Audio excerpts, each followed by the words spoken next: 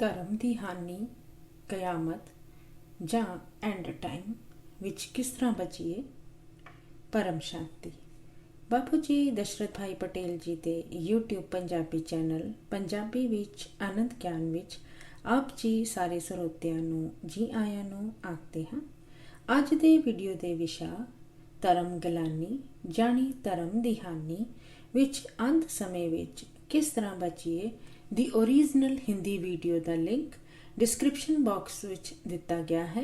ਆਪ ਜੀ ਉਸ ਨੂੰ ਵੇਖ ਸਕਦੇ ਹੋ ਅਤੇ ਇਹ ਵੀਡੀਓ ਹਿੰਦੀ ਵੀਡੀਓ ਦਾ ਪੰਜਾਬੀ ਭਾਸ਼ਾ ਵਿੱਚ ਅਨੁਵਾਦ ਹੈ।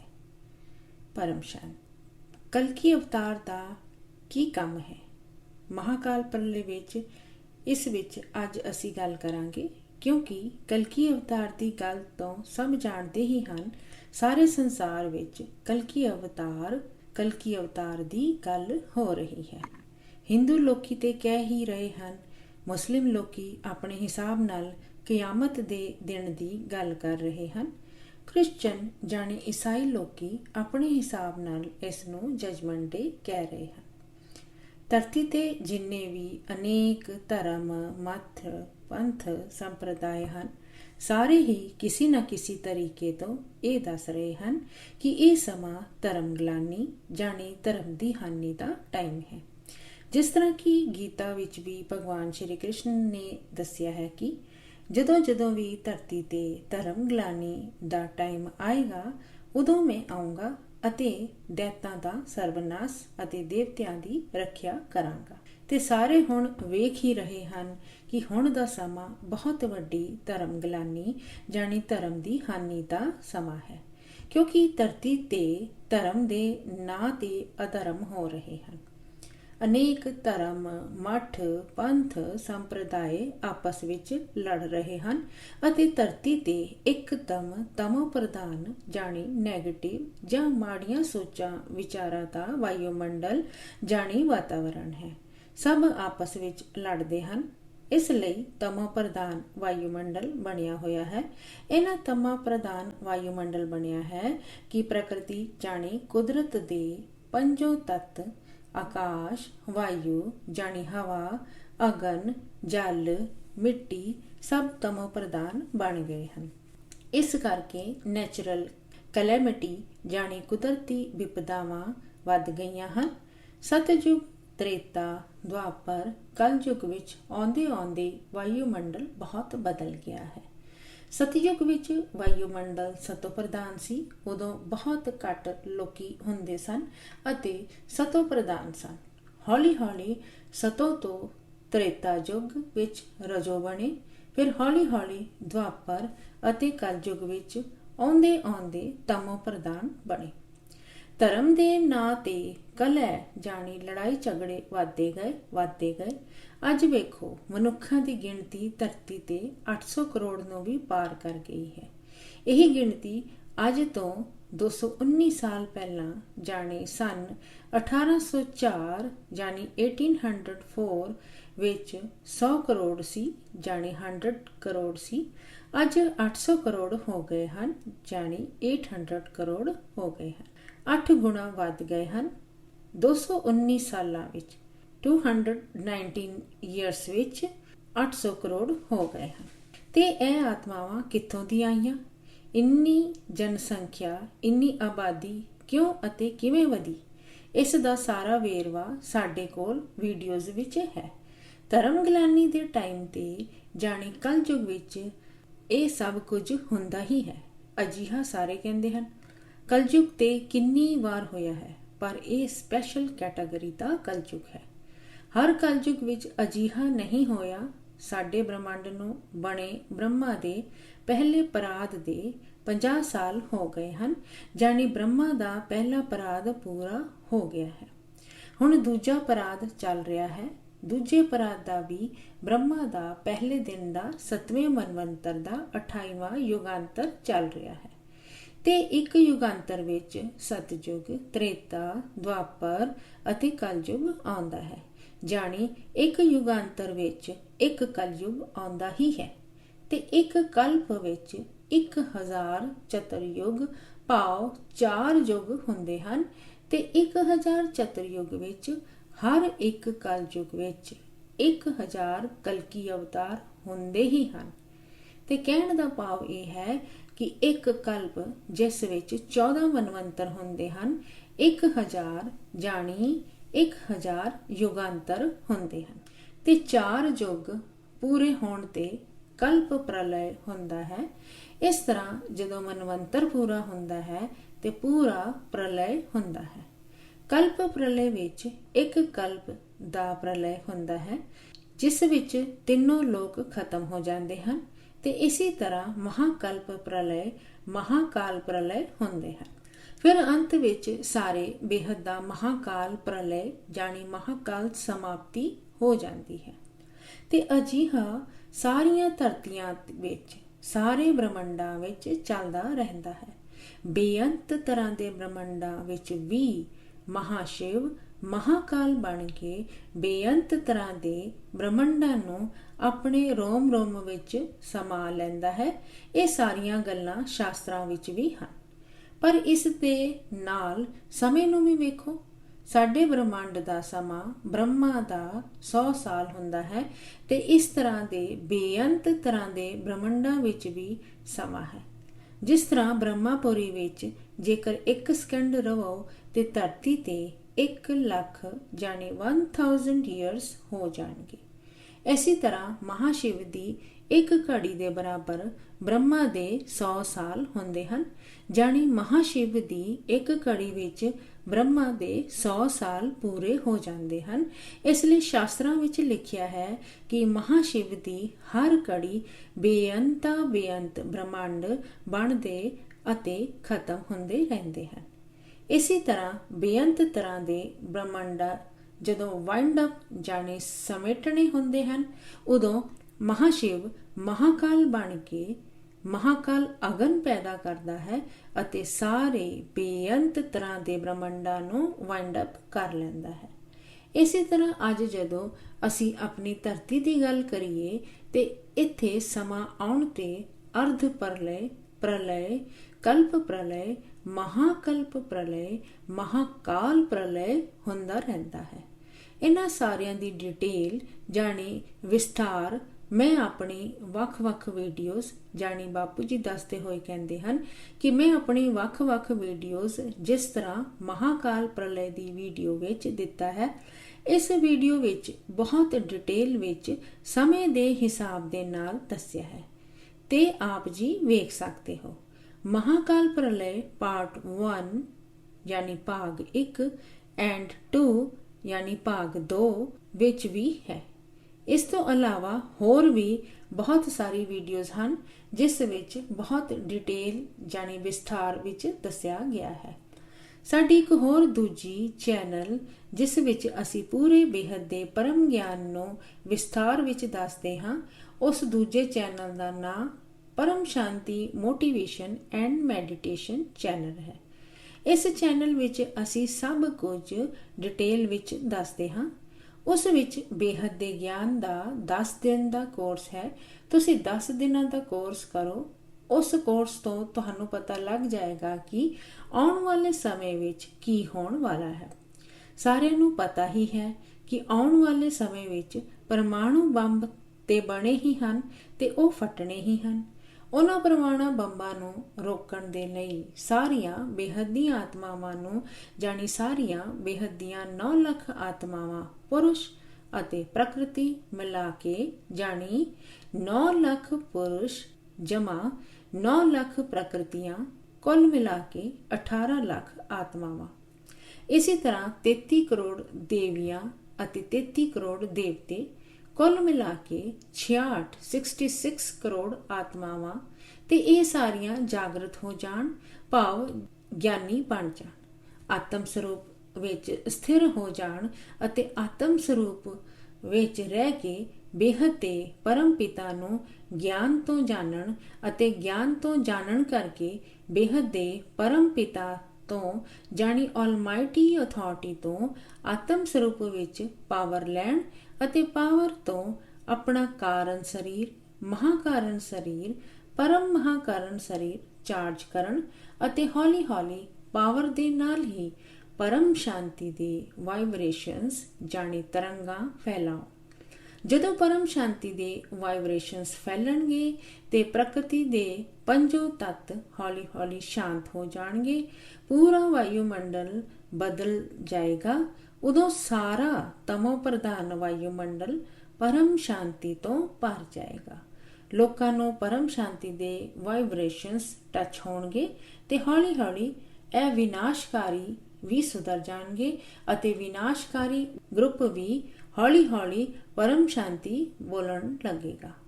ਅਤੇ ਬਦਲਾਵ ਤੇ ਹੋਣਾ ਹੀ ਹੈ ਤੇ ਪਰਮ ਸ਼ਾਂਤੀ ਤੋਂ ਜੋ ਬਦਲਾਵ ਹੋਣਾ ਹੈ ਉਹ ਸੁੱਖ ਦੇਣ ਵਾਲਾ ਹੋਏਗਾ। ਪਰ ਜੋ ਵਿਨਾਸ਼ ਦੇ ਸਮੇਂ ਜਾਣੀ ਸਮਾਪਤੀ ਦੇ ਸਮੇਂ ਪਰਮਾਣੂ ਬੰਬ ਫਟਣਗੇ, ਉਹਨਾਂ ਤੋਂ ਬਹੁਤ ਗਰਮੀ ਪੈਦਾ ਹੋਏਗੀ। ਪਰ ਅੱਜ ਬਹੁਤ ਪਰਮਾਣੂ ਬੰਬ ਬਣੇ ਹੋਏ ਹਨ। ਧਰਤੀ ਨੂੰ 1000 ਵਾਰ ਵਿਨਾਸ਼ ਜਾਂ ਸਮਾਪਤ ਕਰ ਦੇਣ ਇੰਨੇ ਪਰਮਾਣੂ ਬੰਬ ਬਣੇ ਹੋਏ ਹਨ। ਅਜੇ ਹੋਰ ਵੀ ਬਣਾ ਰਹੇ ਹਨ ਅਤੇ ਜਦੋਂ ਤੱਕ ਇਹ ਬੰਬ ਫਟਣਗੇ ਉਦੋਂ ਤੱਕ ਹੋਰ ਵੀ ਵੱਧ ਜਾਣਗੇ ਤੇ ਧਰਤੀ ਤੇ ਇੰਨੀ ਗਰਮੀ ਪੈਦਾ ਹੋਏਗੀ ਕਿ ਧਰਤੀ ਤੇ ਜਿੰਨੀ ਵੀ ਬਰਫ਼ ਹੈ ਉਹ ਸਾਰੀ ਪਿਘਲ ਕੇ ਪਾਣੀ ਜਾਂ ਜਲ ਬਣ ਜਾਏਗੀ ਤੇ ਧਰਤੀ ਤੇ ਪਹਿਲਾਂ ਜਲ ਪ੍ਰਲਯ, ਫਿਰ ਇੱਕਦਮ ਹੀ ਜਲ ਵੀ ਵਾਯੂ ਜਾਣੀ ਹਵਾ ਤੱਤ ਵਿੱਚ ਕਨਵਰਟ ਜਾਂ ਬਦਲ ਜਾਏਗੀ। ਗਰਮੀ ਬਹੁਤ ਹੋਏਗੀ, ਇੰਨੀ ਗਰਮੀ ਹੋਏਗੀ ਕਿ ਧਰਤੀ ਦੇ ਸਾਰੇ ਸਮੁੰਦਰ ਵੀ ਸੁੱਕ ਜਾਣਗੇ। ਜਲ ਜਾਂ ਪਾਣੀ ਧਰਤੀ ਤੇ ਰਹੇਗਾ ਹੀ ਨਹੀਂ। ਫਿਰ ਹੌਲੀ ਹੌਲੀ ਧਰਤੀ ਵੀ ਸੜਨ ਲੱਗੇਗੀ ਅਤੇ ਜਦੋਂ ਧਰਤੀ ਤੇ ਜਲ ਜਾਂ ਪਾਣੀ ਵਾਯੂ ਜਾਂ ਹਵਾ ਵਿੱਚ ਕਨਵਰਟ ਹੋ ਜਾਏਗਾ ਤੇ ਹਵਾ ਵਿੱਚ ਹਾਈਡਰੋਜਨ ਇੰਨਾ ਵਧੇਗਾ ਕਿ ਉਸ ਨੂੰ ਜਰਾ ਜਿੰਨੀ ਵੀ ਅੱਗ ਲਗਾ ਦਿਓ ਤੇ ਚਾਰੇ ਪਾਸੇ ਅੱਗ ਹੀ ਅੱਗ ਹੋ ਜਾਏਗੀ। ਵੈਸੇ ਵੀ ਅੱਗ ਲੱਗਣੀ ਹੀ ਹੈ ਤੇ ਇਹ ਸਭ ਕੁਝ ਹੋਣ ਵਾਲਾ ਹੈ। ਇਸ ਲਈ ਸਾਰਿਆਂ ਨੂੰ ਸਮਝਾ ਰਿਹਾ ਹਾਂ ਕਿ ਹੁਣ ਥੋੜਾ ਜਿਹਾ ਹੀ ਸਮਾਂ ਬਚਿਆ ਹੈ। ਆਤਮ ਗਿਆਨ ਲਵੋ, ਬੇਹੱਦ ਦੇ ਪਰਮ ਪਿਤਾ ਨੂੰ ਗਿਆਨ ਤੋਂ ਜਾਣੋ। ਇਹ ਜੋ ਆਉਣ ਵਾਲਾ ਸਮਾਂ ਹੈ ਬਹੁਤ ਭਿਆਨਕ ਹੈ। ਕਿੰਨਾ ਭਿਆਨਕ ਹੈ ਕਿਸੇ ਨੂੰ ਪਤਾ ਹੀ ਨਹੀਂ ਹੈ। ਜੇਕਰ ਆਤਮ ਸਰੂਪ ਬਣੋਗੇ ਫਿਰ ਹੀ ਸਿਰਫ ਆਤਮਾ ਹੀ ਬਚੇਗੀ। ਇਹ ਦੁਨੀਆ 5 ਤੱਤਾਂ ਦੀ ਹੈ। ਇਹ ਮਾਤ ਲੋਕ ਹੈ, ਬਚਣੇ ਵਾਲਾ ਨਹੀਂ ਹੈ। ਇਹ ਅਮਰ ਲੋਕ ਨਹੀਂ ਹੈ। ਸਾਰਿਆਂ ਨੂੰ ਅਮਰ ਲੋਕ ਜਾਣਾ ਹੈ। ਜਦੋਂ ਸਾਰੀਆਂ ਆਤਮਾਵਾਂ ਨੂੰ ਗਿਆਨ ਹੋਏਗਾ, ਆਤਮ ਸਰੂਪ ਬਣਨਗੀਆਂ, ਉਦੋਂ ਆਪਣੇ ਆਪ ਨੂੰ ਵੀ ਜਾਣ ਲੈਣਗੀਆਂ ਕਿ ਮੈਂ ਕੌਣ ਹਾਂ, ਕਿੱਥੋਂ ਦੀ ਆਈ ਹਾਂ, ਮੇਰਾ ਸਿਰਜਣਹਾਰ ਕੌਣ ਹੈ। ਤੇ ਹਰ ਕੋਈ ਆਤਮਾ ਆਪੋ ਆਪਣੇ ਸਿਰਜਣਹਾਰ ਨੂੰ ਜਾਣ ਲਵੇਗੀ, ਕਿਉਂਕਿ ਹਰ ਕਿਸੇ ਆਤਮਾ ਦਾ ਸਿਰਜਣਹਾਰ ਉਹਨਾਂ ਨੂੰ ਲੈਣ ਲਈ ਆਇਆ ਹੋਇਆ ਹੈ। ਇੱਥੇ ਧਰਤੀ ਤੇ ਜੋ ਆਤਮਾਵਾਂ ਆਈਆਂ ਹਨ ਉਹ ਸਾਰੀਆਂ ਦੂਰੋਂ ਦੂਰੋਂ ਹੀ ਆਈਆਂ ਹਨ। ਕੋਈ ਦੂਜੇ ਬ੍ਰਹਮੰਡਾਂ ਤੋਂ, ਮਹਾਬ੍ਰਹਮੰਡ ਜਾਣੀ ਗੈਲੈਕਸੀ ਜਾਣੀ ਆਕਾਸ਼ ਗੰਗਾ ਤੋਂ ਆਈਆਂ ਹਨ, ਦੂਜੇ ਯੂਨੀਵਰਸਾਂ ਤੋਂ, ਗ੍ਰੇਟ ਯੂਨੀਵਰਸਾਂ ਤੋਂ ਆਈਆਂ ਹਨ ਅਤੇ ਹੋਰ ਵੀ ਦੂਰ ਤੋਂ ਆਤਮਾਵਾਂ ਆਈਆਂ ਹਨ ਅਤੇ ਇੱਥੇ ਮਨੁੱਖ ਬਣ ਗਈਆਂ। ਮਨੁੱਖਾਂ ਤੇ ਵੀ ਕਈ ਬਹੁਤ ਹੇਠਾਂ ਡਿੱਗ ਗਈਆਂ ਹਨ ਅਤੇ ਰਾਖਸ਼ਸ ਵੀ ਬਣ ਗਈਆਂ ਹਨ, ਪਰ ਉਹ ਆਪਣੇ ਮੂਲ ਰੂਪ ਵਿੱਚ ਪਾਵਰਫੁਲ ਆਤਮਾਵਾਂ ਹਨ। ਪਰ ਉਹਨਾਂ ਤੇ ਕਰਮਾਂ ਦੇ ਹਿਸਾਬ ਕਿਤਾਬ ਦਾ ਆਵਰਣ ਜਾਂ ਕਵਰ ਲੱਗਾ ਹੈ। ਇਸ ਕਰਕੇ ਉਹ ਅਸੁਰ ਜਾਣੀ ਦੈਤ ਬਣ ਗਈਆਂ ਹਨ, ਪਰ ਬਾਕੀ ਹੈ ਤੇ ਆਤਮਾਵਾਂ ਪਾਵਰਫੁਲ। ਜੇਕਰ ਉਹਨਾਂ ਦੇ ਕਰਮਾਂ ਦੇ ਆਵਰਣ ਹਟ ਜਾਣਗੇ ਤੇ ਉਹ ਆਤਮਾਵਾਂ ਜੋ ਕਿ ਵੱਡੇ ਤੋਂ ਵੱਡੇ ਭੋਗੀ ਹਨ ਉਹ ਵੀ ਯੋਗੀ ਬਣ ਜਾਣਗੇ। ਤੇ ਗਿਆਨ ਹੈ ਪਛਾਣ, ਆਪਣੇ ਆਪ ਨੂੰ ਗਿਆਨ ਤੋਂ ਪਛਾਣੋ। ਗੀਤਾ ਵਿੱਚ ਵੀ ਦੱਸਿਆ ਹੈ ਕਿ ਭਗਵਾਨ ਸ਼੍ਰੀ ਕ੍ਰਿਸ਼ਨ ਨੇ ਕਿਹਾ ਹੈ ਕਿ ਮੈਂ ਜਪ, ਤਪ, ਧਿਆਨ, ਯੋਗ ਤੋਂ ਨਹੀਂ ਮਿਲਦਾ, ਮੈਂ ਗਿਆਨ ਤੋਂ ਮਿਲਦਾ ਹਾਂ। ਗਿਆਨੀ ਤੋਂ ਆਤਮਾ ਮੈਨੂੰ ਖਾਸ ਪਿਆਰੀ ਹੈ। ਤੇ ਅੱਜ ਗਿਆਨ ਦਾ ਜ਼ਮਾਨਾ ਹੈ, ਗਿਆਨ ਦਾ ਟਾਈਮ ਹੈ। ਭਾਵੇਂ ਲੌਕਿਕ ਜਾਣੀ ਸਥੂਲ 5 ਤੱਤਾਂ ਵਿੱਚ ਹੋਏ, ਅਲੌਕਿਕ ਜਾਣੀ 3 ਤੱਤਾਂ ਦਾ ਹੋਏ, ਪਾਰਲੌਕਿਕ ਜਾਣੀ ਅਧਿਆਤਮਿਕ ਹੋਏ ਜਾਂ ਬੇਹੱਦ ਦਾ ਪਰਮ ਗਿਆਨ ਹੋਏ। ਤੇ ਬੇਹੱਦ ਦੇ ਪਰਮ ਗਿਆਨ ਤੋਂ ਤੁਸੀਂ ਆਪਣੇ ਆਪ ਨੂੰ ਵੀ ਜਾਣੋ ਕਿ ਮੈਂ ਬੇਹੱਦ ਦੀ ਆਤਮਾ ਹਾਂ। ਮੇਰੀ ਆਤਮਾ ਵਿੱਚ ਕਿੰਨੀ ਗੱਲਾਂ ਦੀ ਪਾਵਰ ਹੈ, ਕਿਉਂਕਿ ਧਰਤੀ ਤੇ ਕਈ ਤਰ੍ਹਾਂ ਦੀਆਂ ਆਤਮਾਵਾਂ ਹਨ, ਭਾਵ ਵੱਖ-ਵੱਖ ਕੁਆਲਿਟੀ ਦੀ ਆਤਮਾਵਾਂ ਹਨ। ਕੋਈ 1 ਕਲਾ ਦੀ, ਕੋਈ ਅੱਧੀ ਕਲਾ ਦੀ, ਕੋਈ 2 ਕਲਾ ਦੀ, 5 ਕਲਾ ਦੀ, 10 ਕਲਾ ਦੀ, 25 ਕਲਾ ਦੀ, ਕੋਈ ਬੇਹੱਦ ਦੀ ਕਲਾ ਦੀ ਵੀ ਆਤਮਾਵਾਂ ਹਨ। ਤੇ ਵੱਖ-ਵੱਖ ਕੁਆਲਿਟੀ ਦੀ ਆਤਮਾਵਾਂ ਮਨੁੱਖ ਰੂਪ ਵਿੱਚ ਹਨ, ਸੂਖਮ ਰੂਪ ਵਿੱਚ ਵੀ ਹਨ। ਬਹੁਤ ਆਤਮਾ ਹਨ, ਬੇਹਿਸਾਬ ਆਤਮਾਵਾਂ ਹਨ, ਸੂਖਮ ਰੂਪ ਵਿੱਚ ਵੀ ਹਨ ਅਤੇ ਉੱਪਰ ਸਾਰਾ ਬ੍ਰਹਮੰਡ ਵੀ ਭਰਿਆ ਹੋਇਆ ਹੈ। ਇਹ ਸਾਰੀਆਂ ਆਤਮਾਵਾਂ ਨੂੰ ਅਲਟੀਮੇਟ ਜਾਣੇ ਆਖਿਰਕਾਰ ਮੁਕਤੀ, ਜੀਵਨ ਮੁਕਤੀ ਦੇਣੀ ਹੈ। ਉਹ ਖੁਦ ਮੰਗਣਗੀਆਂ ਮੁਕਤੀ, ਜੀਵਨ ਮੁਕਤੀ ਖੁਦ ਮੰਗਣਗੀਆਂ, ਪਰ ਗਿਆਨ ਤੋਂ ਉਹਨਾਂ ਆਤਮਾਵਾਂ ਨੂੰ ਮੁਕਤੀ ਅਤੇ ਜੀਵਨ ਮੁਕਤੀ ਦੇਵਾਂਗੇ। ਖੁਦ ਆਪ ਆਤਮਾਵਾਂ ਆਪਣੇ ਆਪ ਨੂੰ ਹੀ ਮੁਕਤੀ, ਜੀਵਨ ਮੁਕਤੀ ਦੇਣਗੀਆਂ। ਆਤਮਾਵਾਂ ਬੇਹੱਦ ਦੇ ਪਰਮ ਪਿਤਾ ਤੋਂ ਕਨੈਕਸ਼ਨ ਜਾਣੀ ਯੋਗ ਜੋੜ ਕੇ ਜਦੋਂ ਪਾਵਰ ਲੈਣਗੀਆਂ, ਉਦੋਂ ਆਤਮਾ ਵਿੱਚ ਪਾਵਰ ਆਏਗੀ ਅਤੇ ਆਤਮਾ ਤੋਂ ਆਤਮ ਸਰੂਪ ਦੇ ਦਰਸ਼ਨ ਹੋਣਗੇ ਅਤੇ ਉਦੋਂ ਆਤਮਾ ਜਾਣ ਆਪਣੇ ਸਿਰਜਣਹਾਰ ਨੂੰ ਪਛਾਣ ਜਾਏਗੀ। ਹਰ ਕੋਈ ਆਤਮਾ ਉਦੋਂ ਆਪਣੇ ਸਿਰਜਣਹਾਰ ਦੇ ਕੋਲ ਚਲੇ ਜਾਏਗੀ ਅਤੇ ਉਹਨਾਂ ਆਤਮਾਵਾਂ ਨੂੰ ਮੁਕਤੀ, ਜੀਵਨ ਮੁਕਤੀ ਮਿਲ ਜਾਏਗੀ। ਤੇ ਅਨੇਕ ਧਰਮਾਂ, ਮਠਾਂ, ਪੰਥਾਂ, ਸੰਪਰਦਾਇਆਂ, ਇਹਨਾਂ ਸਾਰਿਆਂ ਦਾ ਵਿਨਾਸ਼ ਜਾਣੀ ਸਮਾਪਤੀ ਹੋਣੀ ਹੀ ਹੈ, ਕਿਉਂਕਿ ਅਨੇਕ ਧਰਮ, ਮਠ, ਪੰਥ, ਸੰਪਰਦਾਇ, ਇਹਨਾਂ ਦੀ ਕਿਸੇ ਵੀ ਆਤਮਾ ਵਿੱਚ ਇੰਨੀ ਪਾਵਰ ਨਹੀਂ ਹੈ ਕਿ ਉਹ ਜੀਵਨ ਮੁਕਤੀ ਵਿੱਚ ਜਾਣ। ਉਹ ਇੰਨੀਆਂ ਕਮਜ਼ੋਰ ਆਤਮਾਵਾਂ ਹਨ ਕਿ ਇਹਨਾਂ ਸਾਰੀਆਂ ਆਤਮਾਵਾਂ ਦੀ ਮੁਕਤੀ ਹੋਣੀ ਹੀ ਹੈ। ਜੋ 5 ਤੱਤ ਹਨ ਜਾਣੀ ਜਲ, ਮਿੱਟੀ, ਅਗਨ, ਹਵਾ ਅਤੇ ਆਕਾਸ਼ ਤੋਂ ਰਹਿਣੇ ਹੀ ਨਹੀਂ ਹੈ। ਇਹ 5 ਤੱਤ ਤੇ ਸੜ ਕੇ ਸਵਾਹ ਹੋਣੇ ਹਨ। ਇਸ ਲਈ ਤੇ ਅਸੀਂ ਸਰੀਰਾਂ ਦੀ ਗੱਲ ਨਹੀਂ ਕਰਦੇ, ਅਸੀਂ ਆਤਮਾ ਦੀ ਗੱਲ ਕਰਦੇ ਹਾਂ, ਆਤਮ ਗਿਆਨ ਦੀ ਗੱਲ ਕਰਦੇ ਹਾਂ, ਆਤਮ ਸਰੂਪ ਦੇ ਅਹਿਸਾਸ ਦੀ ਗੱਲ ਕਰਦੇ ਹਾਂ। ਤੇ ਜੋ ਹਾਈ ਕੁਆਲਿਟੀ ਆਤਮਾਵਾਂ ਹਨ, ਉਹ ਗਿਆਨ ਦੇ ਸਮੁੰਦਰ ਤੋਂ ਸੋਚ ਵਿਚਾਰ ਕਰਨਗੀਆਂ ਕਿ ਆਉਣ ਵਾਲਾ ਸਮਾਂ ਕਿੰਨਾ ਖਤਰਨਾਕ ਹੈ, ਬਹੁਤ ਭਿਆਨਕ ਅਤੇ ਖਤਰਨਾਕ ਹੈ। ਸੋਚ ਵੀ ਨਹੀਂ ਸਕਦੇ, ਧਰਤੀ ਤੇ ਕੋਈ ਸੋਚ ਵੀ ਨਹੀਂ ਸਕਦਾ ਅਜਿਹਾ ਸਮਾਂ ਆਉਣ ਵਾਲਾ ਹੈ। ਤੇ ਜੋ ਆਤਮਾਵਾਂ ਇਸ ਸਮੇਂ ਦੇ ਆਉਣ ਤੋਂ ਪਹਿਲਾਂ ਜਾਗਰਤ ਹੋ ਜਾਣਗੀਆਂ, ਉਹ ਆਪਣੇ ਆਪ ਦਾ ਬਦਲਾਵ ਕਰਨਗੀਆਂ ਅਤੇ ਖੁਦ ਦਾ ਬਦਲਾਵ ਕਰਕੇ ਆਤਮ ਸਰੂਪ ਬਣ ਕੇ ਆਪਣੇ ਘਰ ਨੂੰ ਵੀ ਲਾਈਟ ਹਾਊਸ ਬਣਾ ਦੇਣਗੇ। ਤੇ ਜਿਨ੍ਹਾਂ ਦਾ ਘਰ ਬਰਮ ਲਾਈਟ ਹਾਊਸ ਬਣ ਜਾਏਗਾ, ਉਹ ਦੂਸਰੀਆਂ ਆਤਮਾਵਾਂ ਨੂੰ ਵੀ, ਭਾਵੇਂ ਸਾਕਾਰੀ ਹੋਣ ਭਾਵੇਂ ਆਕਾਰੀ ਹੋਣ, ਉਹ ਆਤਮਾਵਾਂ ਆਪਣੇ ਘਰ ਦੇ ਅੰਦਰ ਆਸਰਾ ਦੇ ਕੇ ਉਹਨਾਂ ਨੂੰ ਵੀ ਮੁਕਤੀ, ਜੀਵਨ ਮੁਕਤੀ ਦੇ ਸਕਣਗੀਆਂ। ਇਸ ਕਰਕੇ ਅਜਿਹਾ ਗਿਆਨ ਸਭ ਨੂੰ ਲੈਣਾ ਹੈ ਅਤੇ ਗਿਆਨ ਤੋਂ ਪਰਮ ਸ਼ਾਂਤੀ ਦੇ ਵਾਈਬ੍ਰੇਸ਼ਨਸ ਜਾਣੀ ਤਰੰਗਾਂ ਫੈਲਾਉਣੀਆਂ। ਇੱਕ ਇਹੀ ਸਾਰਿਆਂ ਦਾ ਮਕਸਦ ਹੋਣਾ ਚਾਹੀਦਾ। ਸਾਰਿਆਂ ਦਾ ਮਕਸਦ ਸਿਰਫ ਆਤਮ ਸਰੂਪ ਬੇਹੱਦ ਦੇ ਪਰਮ ਪਿਤਾ ਦਾ ਬੇਹੱਦ ਦਾ ਪਰਮ ਗਿਆਨ ਲੈਣਾ ਅਤੇ ਪਰਮ ਸ਼ਾਂਤੀ ਦੇ ਹਮੇਸ਼ਾ ਪਰਮ ਸ਼ਾਂਤੀ ਦੇ ਵਾਈਬ੍ਰੇਸ਼ਨਸ ਚਾਰੋਂ ਪਾਸੇ ਫੈਲਾਉਣੇ ਹਨ। ਤੁਹਾਡੇ ਔਰੇ ਜਾਣੀ ਆਭਾ ਮੰਡਲ ਵਿੱਚ ਵੀ ਪਰਮ ਸ਼ਾਂਤੀ ਹੋਵੇ। ਉਸ ਨਾਲ ਜੇਕਰ ਕੋਈ ਵੀ ਤੁਹਾਨੂੰ ਯਾਦ ਕਰੇਗਾ ਤੇ ਉਸ ਨੂੰ ਵੀ ਪਰਮ ਸ਼ਾਂਤੀ ਮਿਲੇਗੀ ਅਤੇ ਸਭ ਕੁਝ ਪਰਮ ਸ਼ਾਂਤ ਜਾਣੀ ਪੋਜ਼ਿਟਿਵ ਹੋ ਜਾਏਗਾ ਅਤੇ ਹੌਲੀ-ਹੌਲੀ ਵਿਨਾਸ਼ ਜਾਂ ਸਮਾਪਤੀ ਦੇ ਬਜਾਏ ਪਰਮ ਸ਼ਾਂਤੀ ਹੋ ਜਾਏਗੀ। ਇਹੀ ਗਿਆਨ ਸਭ ਨੂੰ ਸਮਝਾਣਾ ਹੈ।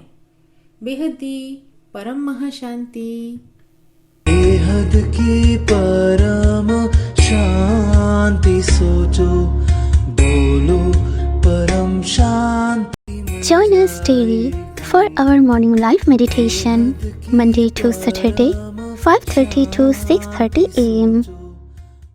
Join us daily for live meditation, 10 p.m. to 11 p.m. on YouTube Live. Subscribe now. Website www.paramshanti.org. Email us anand@paramshanti.org. Like, share, subscribe. Join today. बेहद की परम शांति सो